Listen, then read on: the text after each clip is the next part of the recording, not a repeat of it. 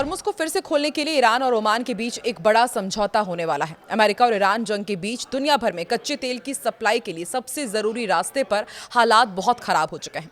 इसी वजह से अब समुद्री रास्ते नए प्लान के तहत जहाजों के आने जाने का रास्ता बांट दिया गया है और आने वाले जहाज ईरान के किनारे से होकर गुजरेंगे, वहीं जाने वाले जहाज ओमान के तट के पास से निकलेंगे।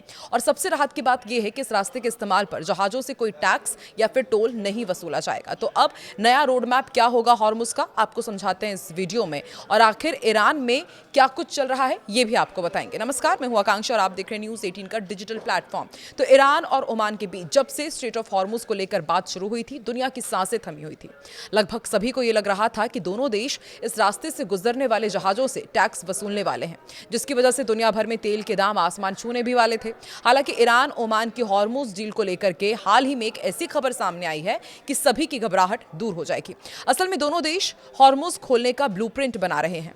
हॉर्मुज पर हालात इतने उलझे हुए हैं कि हॉर्मुज में एंट्री और एग्जिट के दो अलग अलग रास्ते बनाए जा रहे हैं। हॉर्मुज में आने जाने वाले जितने भी टैंकर्स हैं उनको लेकर के क्या ब्लूप्रिंट है वो भी आपको बता दें। देखिए, तेल टैंकर, अमेरिका और ईरान चल रही ईगो की लड़ाई में पूरी दुनिया पिस रही है, ये तो आप जानते ही हैं। ईरान ने ट्रंप पर प्रेशर डालने के लिए स्ट्रेट ऑफ हॉर्मुज को दुनिया का सबसे खतरनाक रास्ता बना दिया। अब जाकर इसे खोलने की कोशिशें हो रही हैं। जंग के बीच हॉर्मुज के आसपास कई सी माइंस भी बिछी होने की बात सामने आई थी, यानी अब पहले की तरह जहाज कहीं से निकल नहीं सकते, अब उन्हें बताए गए सुरक्षित रास्ते से ही गुजरना होगा। ऐसे हालातों के बीच हॉर्मुज दोबारा खोलने के लिए अब नया फॉर्मूला तैयार किया गया है। ईरान और ओमान के बीच एक ऐसे समझौते पर अंतिम सहमति बन रही है जिसके लागू होते ही खाड़ी के समुद्री मार्ग से जहाजों का आना जाना फिर से शुरू हो सकता है।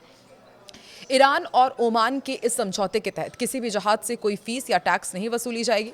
अंतर्राष्ट्रीय पत्रकार निक शिफ्रिन की एक रिपोर्ट के मुताबिक ईरान, ओमान, संयुक्त राष्ट्र की संस्था इंटरनेशनल मैरीटाइम ऑर्गेनाइजेशन और अमेरिका मिलकर इस टेम्परेरी सिस्टम का ऐलान करने वाले हैं। इस समझौते के तहत स्ट्रेट ऑफ हॉर्मुज की ट्रैफिक के दो हिस्सों में बांट दिया गया है।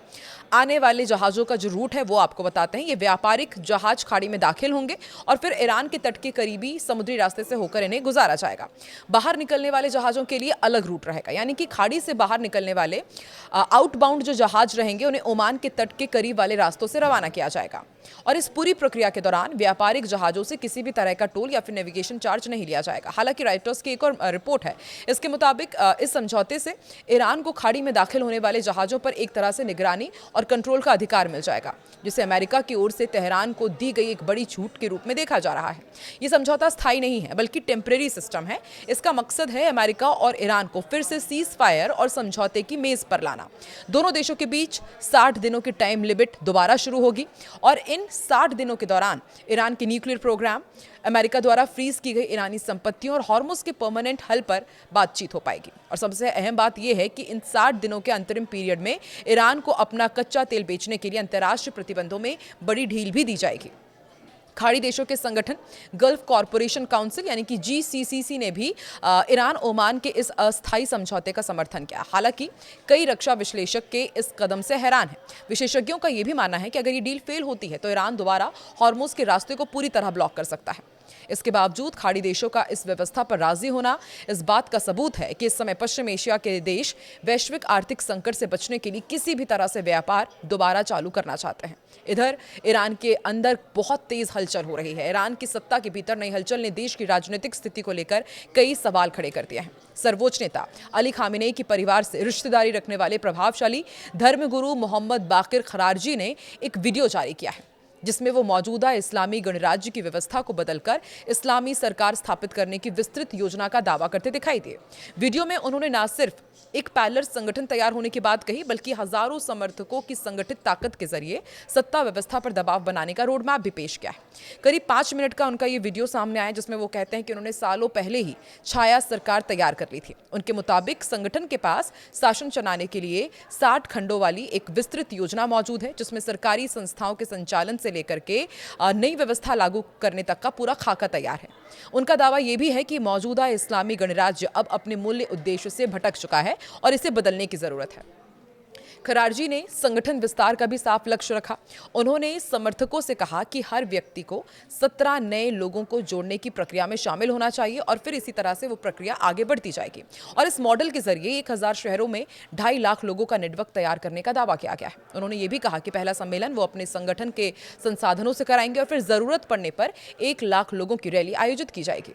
उनका दावा था कि नेटवर्क मंत्रालयों तक की घेराबंदी करने की क्षमता रखेगा और वीडियो का सबसे चर्चित हिस्सा खामेनेई परिवार से जुड़ा दावा रहा। खरारजी ने यह कहा कि अली खामेनेई के बेटे मोज्तबा खामेनेई की सोच उनके पिता से भी अधिक कट्टरपंथी है। उन्होंने यह भी दावा किया कि मोज्तबा को कुछ सालों तक सत्ता के केंद्र से दूर रखा गया था, लेकिन वो लगातार उनके संपर्क में रहे। हालांकि इन दावों की स्वतंत्र पुष्टि नहीं हुई है और न ही ईरानी सरकार ने इन आरोपों पर कोई आधिकारिक प्रतिक्रिया दी है। 65 साल के मोहम्मद बाकर खरारजी ईरान के प्रभावशाली धार्मिक और राजनीतिक परिवार से आते हैं। उनके पिता विशेषज्ञों की सभा के सदस्य रहे हैं और उनके परिवार के अन्य सदस्य भी लंबे समय तक विदेश नीति और सत्ता प्रतिष्ठान से जुड़े रहे हैं। यही वजह है कि उनके बयानों को सामान्य राजनीतिक बयानबाजी की जगह सत्ता प्रतिष्ठान के भीतर चल रही संभावित खींचतान के संकेत के रूप में देखा जा रहा है। एक्सपर्ट्स के बीच इस वीडियो को लेकर अलग अलग राय सामने आ रही है। एक पक्ष ये मानता है कि ईरानी सत्ता जल्द ही खरारजी के खिलाफ कार्रवाई कर सकती है, तो दूसरा ये मानता है कि सत्ता के भीतर बढ़ते शक्ति शून्य का संकेत है, जहां अलग अलग धड़े खुलकर अपनी ताकत अब दिखा रहे हैं, यानी कि सब कुछ ये जो लड़ाई हो रही है वो पावर सेंटर को लेकर है। तीसरी संभावना ये भी जताई जा रही है कि भविष्य के नेतृत्व संघर्ष की तैयारी हो सकती है, जिसमें उत्तराधिकार को लेकर नई राजनीतिक जमीन तैयार की जा रही है। हालांकि वीडियो में किए गए कई दावों की स्वतंत्र पुष्टि नहीं हुई है, लेकिन इतना साफ है कि ईरान की सत्ता के भीतर वैचारिक संघर्ष और नेतृत्व को लेकर अनिश्चितता पहले से भी अधिक खुलकर सामने आने लगी है।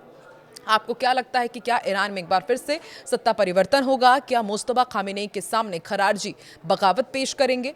और जिस तरीके से हम देख रहे हैं कि ईरान और ओमान के बीच अब एक डील होने जा रही है जिससे स्ट्रेट ऑफ हॉर्मुज का रास्ता खुल सकता है, आपको क्या लगता है? या फिर अमेरिका कुछ प्रेशर पॉलिटिक्स फिर करेगा? कमेंट सेक्शन पर अपना रिएक्शन जरूर दें।